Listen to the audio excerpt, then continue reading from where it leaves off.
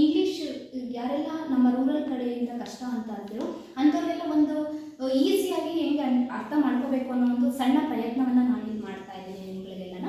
ಏನು ಹೇಳಕ್ಕೆ ಕೊಡ್ತಿದ್ದೀನಿ ಈ ವಿಡಿಯೋ ಮೂಲಕ ಅಥವಾ ಈ ಕ್ಲಾಸ್ ಮೂಲಕ ಅಂತಂದರೆ, ನಾನು ಮೊದಲು ನಾವು ಹಿಂದೆ ಎಲ್ಲ ಈ ಪ್ರೀವಿಯಸ್ ಇಯರ್ಸ್ ಎಲ್ಲನೂ ಏನು ಮಾಡಿದ್ರು, ಈ ಚಾಪ್ಟರ್ಗೆ ಇಷ್ಟೇ ಮಾರ್ಕ್ಸ್ ಇದೆ ಫಿಕ್ಸ್ಡ್ ಅಂತಂದೇಳಿ ಇರ್ತಾ ಇರಲಿಲ್ಲ. ಆದರೆ ಈ ವರ್ಷ ಏನು 2026ನೇ ಇಸ್ವಿನಲ್ಲಿ ಏನಾಗಿದೆ ಆನ್ಯುವಲ್ ಎಕ್ಸಾಮಿನೇಷನಲ್ಲಿ ಅಂತಂದರೆ ಕ್ವಶನ್ ಪೇಪರ್ ಫಿಕ್ಸ್ಡ್ ಇದೆ, ಅದು ಬ್ಲೂ ಪ್ರಿಂಟ್ ಫಿಕ್ಸ್ಡ್ ಇರೋದ್ರಿಂದ passing percentage of the students ಜಾಸ್ತಿ ಆಗ್ತಾರೆ ಅನ್ನುವಂತಹದ್ದು ನಾವು ಹೇಳ್ಬಹುದು. ಅದು ಪರ್ಸೆಂಟೇಜ್ ಜಾಸ್ತಿ ಡೆಫಿನೆಟ್ಲಿ ಆಗ್ತಾರೆ. ಅದರ ಮೂಲಕ ನಾನು ಬ್ಲೂ ಪ್ರಿಂಟ್ ಮೂಲಕ ಮತ್ತೆ ಕ್ವಶನ್ ಮಾಡೆಲ್ ಪೇಪರಲ್ಲಿ ಯಾವ್ಯಾವ ಪ್ರಶ್ನೆಗಳನ್ನ ಕೇಳಿದ್ದಾರೆ, ಫಸ್ಟ್ ಟೆಸ್ಟಲ್ಲಿ ಯಾವ ರೀತಿ ಪ್ರಶ್ನೆಯನ್ನು ಕೇಳಿದ್ದಾರೆ, ಮಿಡ್ ಟರ್ಮಲ್ಲಿ ಯಾವ ರೀತಿ ಪ್ರಶ್ನೆಯನ್ನು ಕೇಳಿದ್ದಾರೆ, ನೆಕ್ಸ್ಟ್ ಸೆಕೆಂಡ್ ಟೆಸ್ಟಲ್ಲಿ ಏನು ಕೇಳಿದ್ದಾರೆ, ಆ್ಯಂಡ್ ದ್ಯಾಟ್ 3 ಮಾಡೆಲ್ ಪೇಪರಲ್ಲಿ ಇರುವಂತಹ ಪ್ರಶ್ನೆಗಳು ಆ್ಯಂಡ್ 2 ಮಾರ್ಕ್ಸ್ ಕ್ವಶನ್ಸು. ಫಸ್ಟ್ ನಾನು ಹೋಗ್ತಾ ರೋಮಿಯೋ ಜೂಲಿಯಟ್ ಎಷ್ಟು ಮಾರ್ಕ್ಸಿಗಿದೆ ಅಂತಂದರೆ ದಟ್ಸ್ ಬಿಲಾಂಗ್ಸ್ ಟು 3 ಮಾರ್ಕ್ಸ್. ಅದು 3 ಮಾರ್ಕ್ಸಿಗೆ ಅಷ್ಟೇ ಇದೆ. 3 ಮಾರ್ಕ್ಸ್ ಅಂತಂದರೆ 1 ಮಾರ್ಕ್ಸಿಂದು 1 ಪ್ರಶ್ನೆ ಇರುತ್ತೆ, 2 ಮಾರ್ಕ್ಸಿಂದು 1 ಪ್ರಶ್ನೆ ಇರುತ್ತೆ. ಈಗ ನೋಡೋಣ ಫಸ್ಟ್ ಏನು ಕೇಳಿದ್ದಾರೆ ಅಲ್ಲಿ ಅಂತ. ಟೆಸ್ಟ್ ನಂಬರ್ 1ನಲ್ಲಿ ಫಸ್ಟ್ ಟೆಸ್ಟಲ್ಲಿ ಏನು ಪ್ರಶ್ನೆಯನ್ನು ಕೇಳಿದ್ದಾರೆ ಅಂದರೆ identify the false comparison with reference to Shakespeare poem Romeo and Juliet ಅಂತ ಇದೆ. ಆಪ್ಷನ್ ಎ ಹಿಂಗಿದೆ, Juliet teachers the torches to burn more brightly ಅಂತ ಇದೆ.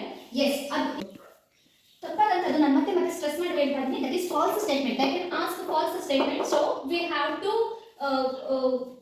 very careful to answer these questions. They can ask false statements. The first one is option A, Juliet teaches the tortoise to burn more brightly. Yes, ಇದು correct ಇದೆ. ಅಲ್ಲಿ ಕೇಳಿರುವಂತದ್ದು falls statements. ತಪ್ಪಾದಂತ ಹೇಳಿಕೆ ಯಾವುದು ಅಂತ ಕೇಳಿದ್ದಾರೆ. Juliet is a snowy dove. Yes, Juliet to snowy dove ಅಂತ ಹೇಳಿ compare ಮಾಡ್ತಾರೆ, ಅದು ಸಹ ಕರೆಕ್ಟ್ ಇದೆ. Next, Juliet is like a rich jewel in an Ethiopia's ear ಅಂತ ಇದೆ.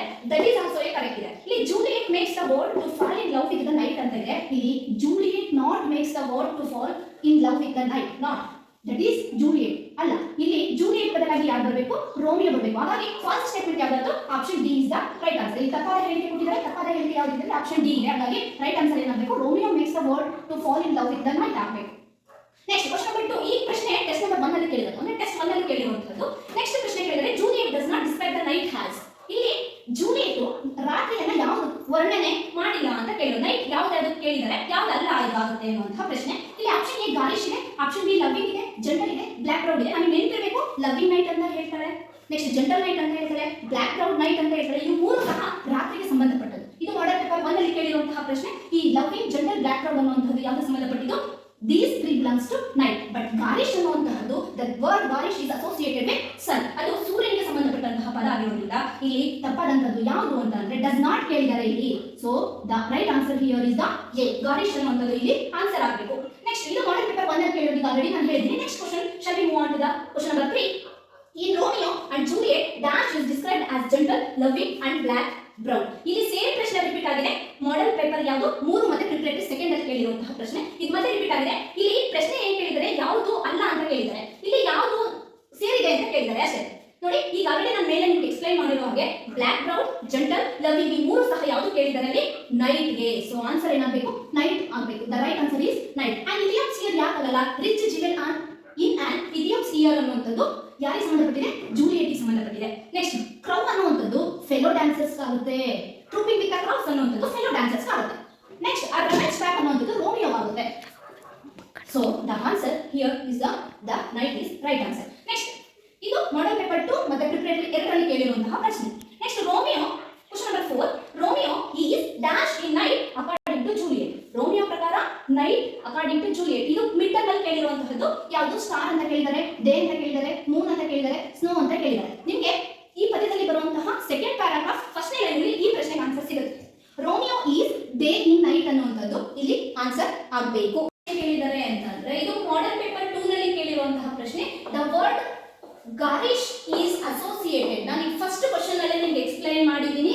ಲವ್ವಿಂಗ್, ಬ್ಲಾಕ್ ಬ್ರೌನ್ ಅವೆಲ್ಲ ರಾತ್ರಿಗೆ ಸೇರಿದ್ದು. ಆದರೆ ಗಾರಿಶ್ ಅನ್ನುವಂತಹ ಪದ ಯಾವುದ್ರ ಜೊತೆ ಸೇರಿದೆ ಅಂತ ನಾನು ಆಲ್ರೆಡಿ ಹೇಳಿದ್ದೀನಿ. ಇಥಿಯೋಪ್ಸ್ ಇಯರ್ ಅನ್ನುವಂಥದ್ದು ರೋಮಿಯೋ ಜೂಲಿಯಟ್ಗೆ ಕಂಪೇರ್ ಮಾಡುವಂತಹ ಪದ. ಇದು ಜೂಲಿಯಟ್ಗೆ ಸಂಬಂಧಪಟ್ಟಿದ್ದು. ಸ್ನೋಯಿ ಡವ್ ಅಂದ್ರೆ ಯಾರು, ಜೂಲಿಯಟ್. ನೆಕ್ಸ್ಟ್, ರೋಮಿಯೋ ಅನ್ನುವಂಥದ್ದು ಏನಂತೀವಿ ನಾವು, ರೋಮಿಯೋಗೆ ಇಲ್ಲಿ ರೆವೆನ್ಸ್ ಬ್ಯಾಕ್ ಅಂತ ಕರಿತೀವಿ ಅಲ್ವಾ. ಸೊ ಹಾಗಾಗಿ ಆಪ್ಷನ್ ಏನಾಗಬೇಕು ಇಲ್ಲಿ, ಸನ್ ಆಗಬೇಕು. ದ ವರ್ಡ್ ಗಾರಿಶ್ ಇಸ್ ಅಸೋಸಿಯೇಟೆಡ್ ಜೊತೆ ಯಾವುದ್ರ ಜೊತೆ ಸೇರಿದೆ, ಗಾರಿಶ್ ಅನ್ನುವಂತಹ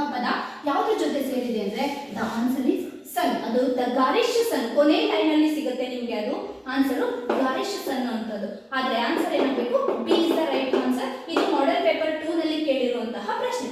ನೆಕ್ಸ್ಟ್ 2 ಮಾರ್ಕ್ಸ್ ಕ್ವಶನ್. ಈಗ ಟೆಸ್ಟ್ ನಂಬರ್ 1 ಅಲ್ಲಿ ಏನು ಪ್ರಶ್ನೆ ಕೇಳಿದ್ರು ಮುಗೀತು, ಮಿಡ್ ಟರ್ಮ್ ಅಲ್ಲಿ ಏನು ಕ್ವಶನ್ ಕೇಳಿದ್ರು ಮುಗೀತು, ಪ್ರಿಪರೇಟರಿ 1 ನಲ್ಲಿ ಏನು ಕೇಳಿದ್ರು, ಪ್ರಿಪರೇಟರಿ 2 ನಲ್ಲಿ ಏನು ಕೇಳಿದ್ರು ಅದು ಸಹ ಮುಗಿದಿದೆ, ಮಾಡೆಲ್ ಪೇಪರ್ 3 ನು ಸಹ ಮುಗಿದಿದೆ.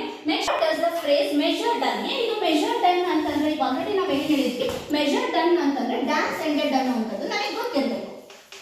ಇಲ್ಲಿ ಮೆಜರ್ ಡನ್ ಅಂದ್ರೆ ಡ್ಯಾನ್ಸ್ ಎಂಡೆಡ್ ಅನ್ನುವಂಥದ್ದು. ಹಾಗಾದ್ರೆ ಡ್ಯಾನ್ಸ್ ಮುಗಿದಾದ್ಮೇಲೆ ರೋಮಿಯೋ ಏನ್ ಮಾಡ್ದ, what Romeo intense after the measure done ಅಂತ ಕೇಳಿದ್ದಾರೆ. What does the phrase measure done, measure done ಅನ್ನುವಂಥದ್ದು ಏನು ಹೇಳುತ್ತೆ ಅನ್ನುವಂಥದ್ದನ್ನ ತೋರಿಸ್ತೀವಿ. ಮೆಜರ್ ಡನ್ ಅಂದ್ರೆ ಡ್ಯಾನ್ಸ್ ಎಂಡೆಡ್ ಅನ್ನುವಂತಹ ಅರ್ಥವನ್ನ ಕೊಡುತ್ತೆ. ಅದಾದ್ಮೇಲೆ ಅವ್ನು ಏನ್ ಮಾಡ್ದ ಅನ್ನುವಂಥದ್ದು ಆದ್ರೆ he will watch her place of stand and touch her hand ಅನ್ನುವಂಥದ್ದು ಆನ್ಸರ್ ಆಗಬೇಕು. ಪ್ರಶ್ನೆ ಟೆಸ್ಟ್ ನಂಬರ್ 1 ಅಲ್ಲಿ ಕೇಳಿರುವಂತದ್ದು finish. Name any two comparison used by Romeo to describe ಜೂಲಿಯಟ್ಸ್ ಬ್ಯೂಟಿ. ಜೂಲಿಯೆಟಳ ಬ್ಯೂಟಿಯನ್ನು ವರ್ಣಿಸಲಿಕ್ಕೆ ಯಾವ ಎರಡು ಕಂಪ್ಯಾರಿಸನ್ ಅನ್ನ ಇಮೇಜಸ್ ನ ಬಳಸ್ತಾನೆ ಅನ್ನುವಂತಹದ್ದು ಪ್ರಶ್ನೆ ಕೇಳಿದರೆ ಇದು ಮಿಡ್ ಟರ್ಮ್ ಅಲ್ಲಿ ಕೇಳಿರುವಂತಹ ಪ್ರಶ್ನೆ. Answer rich jewels in an Ethiopia and snowy dove ಅನ್ನುವಂಥದ್ದು ಆನ್ಸರ್ ಆಗುತ್ತೆ. What are the two things that Romeo intends to do after the measure done? Same question. ಈಗ ಆಲ್ರೆಡಿ ನಾನು ಹೇಳಿದ್ದೀನಿ, he will watch her place of stand and touch her hand ಅನ್ನುವಂಥದ್ದು ಇದಕ್ಕೆ answer ಆಗಬೇಕು. ಇದು ಪ್ರಶ್ನೆ ಮಾಡೆಲ್ ಪೇಪರ್ 1 ಅಲ್ಲಿ ಕೇಳಿರುವಂತಹದ್ದು. Next ನೋಡಿ, give any two images that describe the beauty of Juliet. ಜೂಲಿಯೆಟಳ ಸೌಂದರ್ಯವನ್ನ ವರ್ಣಿಸಲಿಕ್ಕೆ ಯಾವ್ದಾದ್ರು ಎರಡು ಇಮೇಜಸ್ ಅನ್ನ ಕೇಳಿದರೆ ನಾವೀಗ ಆಲ್ರೆಡಿ ಹೇಳಿದೀವಿ, snowy dove and rich jewel in on Ethiop's ear. Any two. Next question ನೋಡಿ, ಮೆನ್ಷನ್. ಇದು ಕೇಳಿರುವಂತ ಪ್ರಿಪರೇಟರಿ 1 ಅಲ್ಲಿ ಕೇಳಿದರೆ ಮತ್ತೆ ಮಾಡೆಲ್ ಪೇಪರ್ 2 ನಲ್ಲಿ ಕೇಳಿರುವಂತಹ ಪ್ರಶ್ನೆ. ನೆಕ್ಸ್ಟ್ ಕ್ವಶನ್ ನಂಬರ್ 5 ಹೋಗೋಣ. ಇದೇ ಚಾಪ್ಟರ್ ಸಂಬಂಧಪಟ್ಟಂತೆ mention any two images to which Romeo compares Juliet in the poem Romeo and Juliet. ಇದು ಮಾಡೆಲ್ ಪೇಪರ್ 3 ನಲ್ಲಿ ಕೇಳಿರುವಂತದ್ದು. Mention any two images. Same questions, 4th question ಮತ್ತೆ 5th question. Model paper 3 ಮತ್ತೆ model paper 2 ನಲ್ಲಿ same question ಅನ್ನ ಕೇಳಿದರೆ Juliet ನ ಯಾವ್ದಾದ್ರು ಎರಡು ವರ್ಣನೆ ಮಾಡೋದಕ್ಕೆ ಯಾವ್ದಾದ್ರು ಎರಡು ಡಿಸ್ಕ್ರಿಪ್ಷನ್ ಅನ್ನ ಕೇಳಿದರೆ ಅಥವಾ ಎರಡು ಡಿಸ್ಕ್ರೈಬ್ ಇವನ್ನ ಕೇಳಿದ್ದಾರೆ, ವರ್ಣನೆ ಯಾವ್ದಾದ್ರು ಎರಡು ಇಮೇಜಸ್ ನ ತಿಳಿಸಿ ಅಂತ ಕೇಳಿದರೆ. ಸೊ ಈಗ ಆಲ್ರೆಡಿ ನಾನು ಹೇಳಿದ್ದೀನಿ ಏನದು, rich jewels in an Ethiopia and snowy dove ಅನ್ನುವಂಥದ್ದು ಇದಕ್ಕೂ ಸಹ ಆನ್ಸರ್ ಆಗುತ್ತೆ. Next who are compared to snowy dove. ಇಲ್ಲಿ ಅವರೇ ಆನ್ಸರ್ ಕೊಟ್ಟಿದ್ದಾರೆ. ಸ್ನೋಯಿ ಡವ್ ಅಂದ್ರೆ ಯಾರು, ನೆಕ್ಸ್ಟ್ ಕ್ರೌಸ್ ಅಂದ್ರೆ ಯಾರು ಅಂತ. ಈಗ ಆಲ್ರೆಡಿ ನಾನು ಹೇಳಿದ್ದೀನಿ ನಿಮಗೆ ಕ್ರೌಸ್ ಅಂತಂದ್ರೆ ಯಾರು ಅಂತಂದೇಳಿ, ಸ್ನೋಯಿ ಡವ್ ಅಂದ್ರೆ ಯಾರು ಅಂತಂದೇಳಿ. ಎಲ್ಲಿ 1 ಮಾರ್ಕ್ಸ್ ಕ್ವಶನ್ ಅಲ್ಲಿ ಕೇಳಿರುವಂತಹ ಪ್ರಶ್ನೆಯಲ್ಲಿ ನಾನು ಇವಕ್ಕೆಲ್ಲರೂ ಸಹ ನಿಮಗೆ ಉತ್ತರವನ್ನ ಹೇಳಿದ್ದೀನಿ. ಸ್ನೋಯಿ ಡವ್ ಇಟ್ಸ್ ಜೂಲಿಯೆಟ್. ಕ್ರೌಸ್ ಅನ್ನುವಂಥದ್ದು ಅವಳ ಸುತ್ತ ಡ್ಯಾನ್ಸ್ ಮಾಡ್ತಾ ಇದ್ರಲ್ಲ ಫೆಲೋ ಡ್ಯಾನ್ಸರ್ಸ್ ನ ನಾವು ಕ್ರೌಸ್ ಅಂತಂದೇಳಿ ಹೇಳ್ತೀವಿ. ಈ ಲೆಸನ್ಗೆ ಅಥವಾ ಈ ಪೊಯೆಟ್ರಿ ಅಥವಾ ಈ ಪೊಯಮ್ಗೆ ಸಂಬಂಧಪಟ್ಟಂತೆ ಇಷ್ಟು ಪ್ರಶ್ನೆಗಳು ನಿಮಗೆ ಮಿಡ್ ಟರ್ಮ್ ಅಲ್ಲಿ ಮತ್ತೆ ಟೆಸ್ಟ್ ಅಲ್ಲಿ, ಆಮೇಲೆ ಈಗ ಸೆಕೆಂಡ್ ಟೆಸ್ಟ್ ಅಲ್ಲಿ ಮಾಡೆಲ್ ಪೇಪರ್ ಅಲ್ಲಿ ಕೇಳಿರುವಂತಹ ಪ್ರಿಪರೇಟರಿ 1 and 2 ಕೇಳಿರುವಂತಹ ಪ್ರಶ್ನೆಗಳು ಇಷ್ಟಿದ್ದಾವೆ. ಸೊ ನೀವು ಇವನ್ನೆಲ್ಲನೂ ಸಹ ಒಂದು ಸಾರಿ ಓದ್ಕೊಂಡಿದ್ದೆ ಆದ್ರೆ definitely you will able to attend all questions in what they can ask in the chapter Romeo and Juliet.